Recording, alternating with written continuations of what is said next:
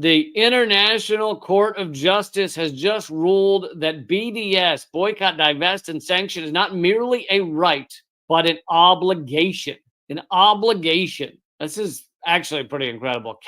So you guys know, countless laws and policies have been put on the books in recent years across the United States to try to make it illegal to boycott Israel, which is hilarious because, A, it should be your right to boycott anyone. To boycott a country that is committing genocide should be your number one aim. It should be how you behave as a human being. It should just be who you are as a moral person. Should be that. Yet there's laws being pushed, and many have gotten on the books across the United States to make BDS illegal, which, as this article points out in Mondovice, those laws trample on core constitutional principles and international guaranteed human rights in defense of Israeli impunity. But an advisory opinion issued last month by the International Court of Justice, the ICJ, should help to turn that around. In this historic ruling, the ICJ found that Israel's occupation of the West Bank, East Jerusalem, and Gaza is entirely unlawful,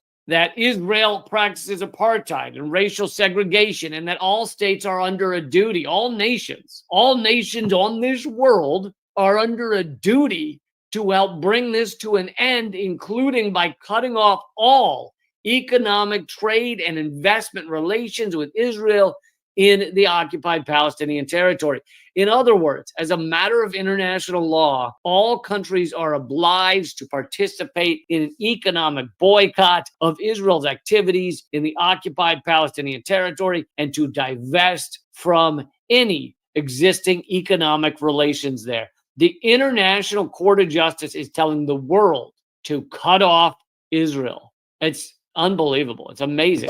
The court's authoritative statement of the requirements of international law makes clear that proponents of BDS have not only the moral high ground, but also a firm grounding in international law. So, folks, for those of you fighting for BDS around the world, this is a big moment to your advantage if you're brought actually before a judge or something over BDS, or you're trying to fight these laws that are being pushed across the United States. You can slap down this ICJ ruling and say, it's not just that this is legal, it's an obligation. It's a moral obligation to fight to end the genocide.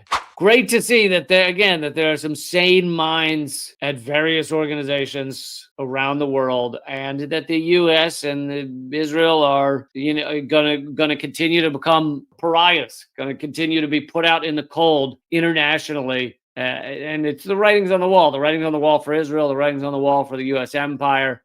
But it's too slow for my liking, for my taste.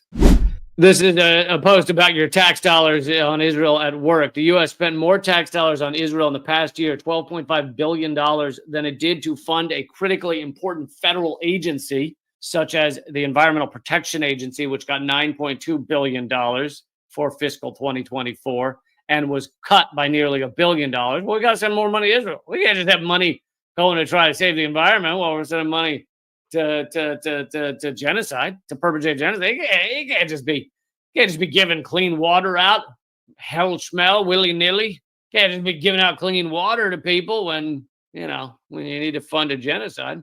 Last year alone, taxpayers spent more on arming Israeli genocide than the annual funding shortfall for Pell Grants. The federal government also spent many times more money on Israel than the budget cuts facing the Department of Education.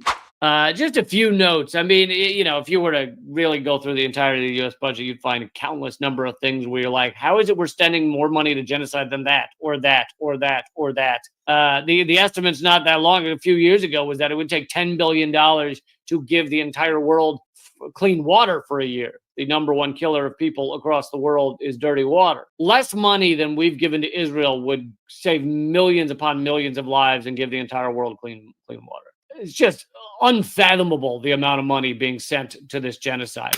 And here's an update on that amount of money. The State Department has approved over $20 billion in an arms package for Israel. $20 billion more dollars. The State Department approved a series of potential weapons sales to Israel worth over $20 billion that includes F-15 fighter jets and tank munitions. The approval comes as Israeli airstrikes continue to slaughter civilians in Gaza, including newborn twins. They're referring to that horrific story of a father who went to basically file the paperwork that he just had newborn twins, and by the time he returned back, they had been murdered in a strike by Israel. Anyway, $20 billion more the State Department has just allotted to commit this genocide.